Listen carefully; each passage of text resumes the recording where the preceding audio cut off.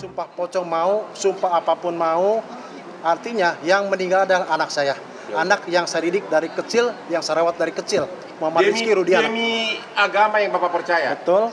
Demi Allah gitu? Demi Allah. 7 turunan saya mati semua, Bang, kalau saya bohong.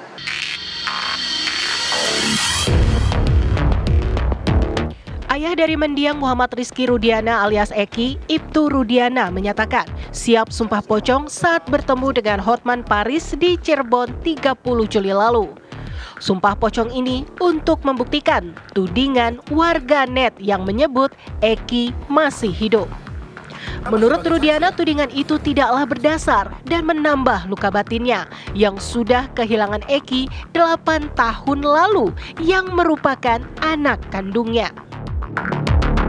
Lalu, apa itu sumpah pocong?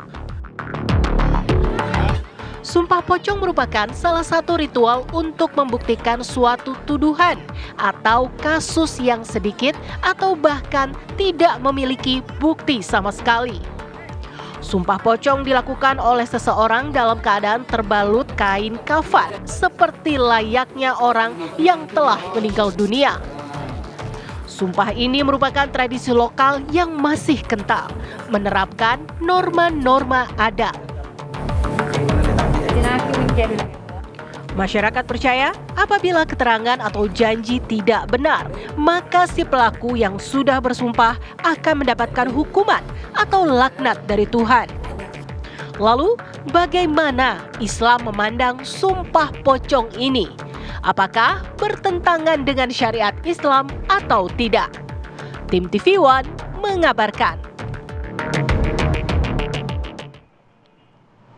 Ya, untuk membahas lebih jauh ya dari sisi agama terkait ritual pembuktian yang biasa dilakukan ini melalui sumpah pocong, sudah hadir bersama kami di studio ada Ustadz Taufikur Rahman. Assalamualaikum Ustadz. Waalaikumsalam warahmatullahi wabarakatuh. Baik, Ustadz, kalau melihat dari sisi agama Islam ini, sumpah pocong ini apakah diakui atau masuk dalam kategori musyrik sebenarnya ini? Ya, bahasa pantun saya malam-malam ngajak bunda. Cakep. Dalam agama Islam sumpah pocong tidak ada. Wah. Okay. Ya, nah, bagaimana dalam pandangan agama Islam?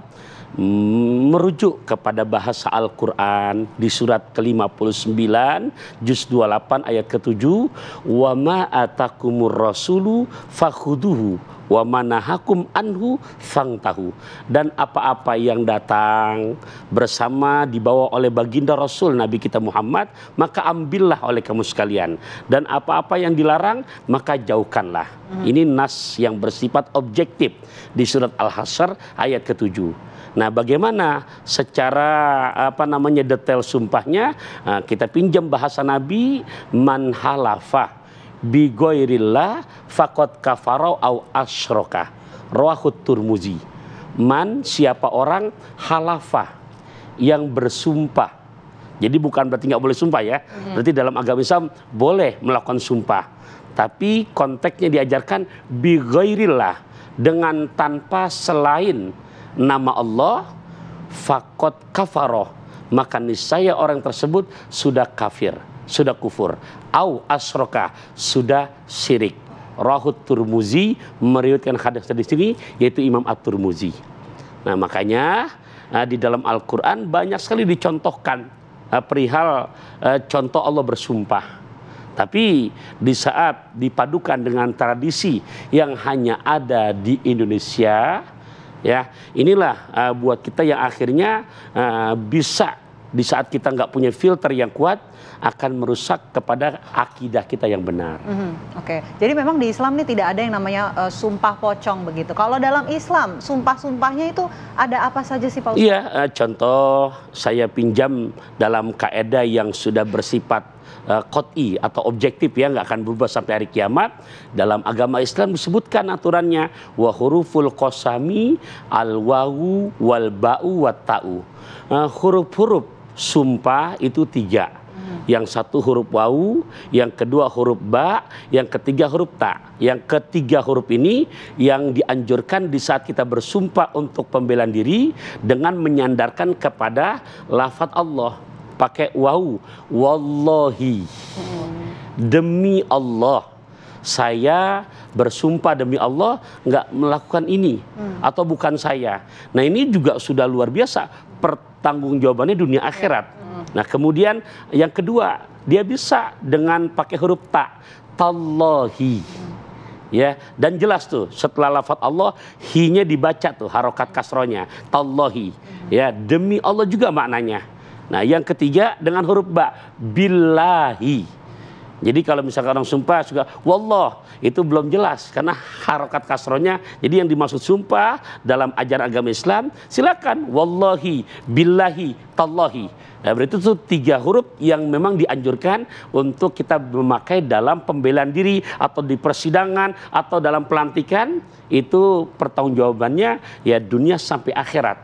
Nah makanya di saat melanggar sampai Nabi menyebutkan akbarul kabair, ya adapun dosa yang paling besar asyirku billah, menyekutukan Allah, wal yaminul gomus rahut Tobroni. Yang kedua adalah sumpah palsu.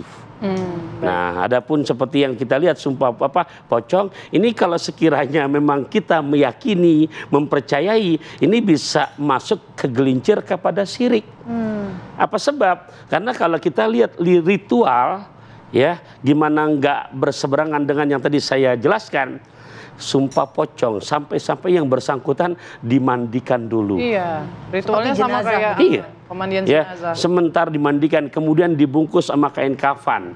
Nah, yang sementara secara syariat agama itu merupakan 4 wajib kifayah yang boleh dikerjakan hanya buat mereka yang udah nggak ada napasnya. Sudah meninggal. Itu 4 wajib kifayah yang dianjurkan, disegerakan dilaksanakan. Mana? Ya mandikan, bungkus kain kafan, sholatkan, kuburkan. Nah sementara ini yang dibungkus sama kain kafan masih hidup.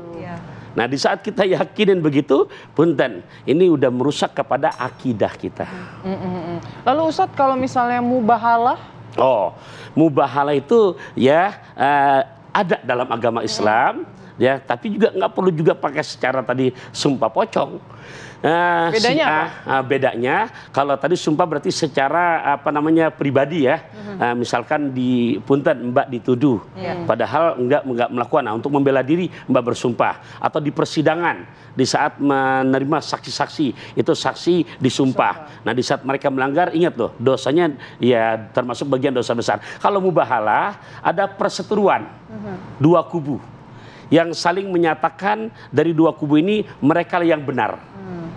Ya, si A mengatakan saya melihat Anda saat itu yang memang melakukan, dan saya bersumpah kalau pernyataan saya ini bohong, saya siap menanggung resikonya kutukan, susah seumur hidup saya. Nah itu yang si B yang dituduh menyatakan lagi, ya saya bersumpah demi Allah pernyataan si fulan nggak benar, karena saat itu saya nggak ada di lokasi dan saya siap bermubahalah apabila pernyataan saya ini bohong, saya siap menanggung resiko celaka seumur hidup saya. Oke, cuman bedanya tidak pakai ritual, pakai kafan gitu. Sebenarnya mirip ya dengan sumpah pocong yang tadi disampaikan juga, materinya sama-sama 2 orang yang ini kita gitu. Secara pandangan agama Islam yang nggak diperbolehkan tadi. Ya, kenapa yang mesti diperlakukan pada orang yang sudah meninggal dilaksanakan buat yang masih hidup? Nah itu sangat kontradiksi dengan syariat agama Islam. Sangat kontradiksi. Tapi begini Pak Ustadz, ini banyak begitu kiai-kiai yang melakukan sumpah pocong sampai dengan yang kasus terbaru nih yang besok akan dilakukan sumpah pocong di Padepokan. Di Padepokan begitu. Ada kiai nanti yang akan memimpin jalannya sumpah pocong. Seperti apa melihatnya? Oh, jadi ya siapapun namanya, mau itu kiai, mau itu ustadz, mau itu gus, panduan yang harus betul-betul kita jadikan untuk membawa keselamatan dunia akhirat. Saya pinjam bahasa Nabi, taraktu fikum amroini, ma in tamassaktum bihima lan tadillu abada. Sejak 14 abad tahun yang lalu, Nabi udah memberikan informasi, aku tinggalkan 2 pusaka buat kamu sekalian. Ya, yang dimana kata Nabi, ma in tamassaktum bihima, sampai kapanpun selama kamu sekalian konsisten, istiqomah berpegang dengan dua pusaka itu ada penegasan lan. Yang kalau secara gramatikal bahasa Arab, kata Ibnu Malik, lan ini maknanya lil goya, nggak bakalan kamu celaka selama-lamanya. Nah, di dunia siapapun namanya, mau atributnya, mungkin udeng-udengnya kalah gedenya ban Vespa, mungkin sorbannya panjang sampai 50 meter, ya, dengan menamakan kiai. Di saat kita keluar dari real yang tadi Ustadz bacakan, ya berarti tersesat. Gitu. Tersesat. Iya. Baik, Ustadz, kalau misalnya sumpah dalam Islam pun juga harus disertakan juga nggak dengan mungkin menggunakan Al-Quran? Kalau di pengadilan kan ada Al-Quran, atau sumpah jabatan ada Al-Quran, atau kalau cuma sekedar demi Allah begitu, itu sumpahnya kira-kira gimana tuh, Ustadz? Untuk menguatkan, mentaukidkan, ya sekiranya memang ada Al-Quran, itu diperbolehkan. Akan tetapi secara praktik sumpah dalam agama Islam, di saat dia sudah menyatakan dengan pembelaan diri menggunakan tadi 3 huruf wallahi, billahi, tallahi, itu sudah dianggap sah sumpahnya. Dan ingat tapinya, sumpah itu dipakai bukan hanya sekedar buat main-mainan. Karena dimasukkan di saat kita melanggar padahal nggak benar, masuk kepada perkara 7 macam dosa besar. Kalau keterangan hadis yang lain atau yang tadi hadis saya bacakan, termasuk dosa besar, apa diantaranya? Sumpah palsu. Nah, bicara soal sumpah pocong, Pak Ustadz, ini kan nampaknya banyak yang tidak mengetahui bahwa tidak ada begitu di Islam sumpah pocong, yang namanya sumpah pocong. Apa yang bisa dilakukan begitu? Kan banyak orang yang artinya belum tahu, nggak tahu gitu. Apa yang bisa dilakukan untuk menghindari hal-hal yang tidak diinginkan? Pertama, saya berikan apresiasi kepada TV One nih, ya, lewat Apa Kabar Indonesia Siang, kan secara nggak langsung ini bentuk sanggahan, bentuk edukasi kepada para pemirsa yang menyimak ini. Ternyata secara agama nggak ada. Dan di saat kita mengakui, kan udah jelas Allahus Somad. Nah, di saat kita meyakini begitu, berarti kita secara nggak langsung, secara akidah menyandarkan selain Allah sebagai keyakinan kita. Dan yang meyakini begitu termasuk kategori perbuatan syirik. Tapi tidak sedikit juga loh Ustadz yang takut loh untuk disumpah pocong misalnya. Berarti kan artinya masih banyak juga orang-orang ataupun juga yang beragama Islam ini yang masih mempercayai ritual tersebut. Karena di saat yang seperti itu diikuti, Mbak ya, nanti meyakini dengan yang namanya mistis. Nanti yang di belakang itu yang bermain jin. Nah, itu gimana itu? Gimana Pak Ustadz? Iya. Maksudnya gimana gitu. itu yang bermain? Pertama, saking dasarnya kita sama Nabi, ya, diajarkan untuk berlindung kepada Allah dari yang begituan, ya, makanya a'udzubillahi minasyaitonir rajim, ya, makanya sampai dari 114 surah di surat ke-72 ada nama satu surat khusus, surat jin. Ya, dan jauh-jauh hari, contoh saya kutip di ayat ke-6 aja, di mana Allah udah informasikan wa annahu kana rijalun minal insi ya'udzuuna birijalin minal jinni fazaduhum rohaqo. Dan bahwasanya nanti banyak engkau dapati sekelompok manusia, berarti nggak sedikit, sekelompok yang di saat punya permasalahan dia nggak yakin kepada syariat yang benar, berkolaborasinya ya'udzuna dengan sekelompok yang memang kolaborasinya dengan jin. Baik. Ustadz, singkat saja mungkin hukumnya untuk kita yang menyaksikan gimana?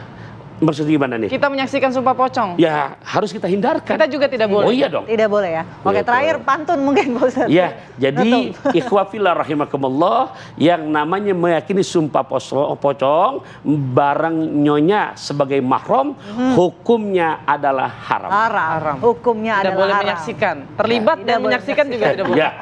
Oke, terima kasih banyak Pak Ustadz. Sama-sama, Mbak. Kabar Indonesia Siang, semoga bisa mengedukasi. Mungkin boleh pantun dulu kali Ustadz ya. Ya, pokoknya saya ngomong begini kepada semuanya, bukan karena unsur kebencian, tapi ini haturkan makasih kepada TV One. Intinya hati kita, tuh lihat sebelah pinggir, ya, seragam merah tak berkacamata, jangan pernah ada marah di antara kita. Terima kasih. Terima kasih Pak Ustadz. Assalamualaikum. Assalamualaikum warahmatullahi wabarakatuh.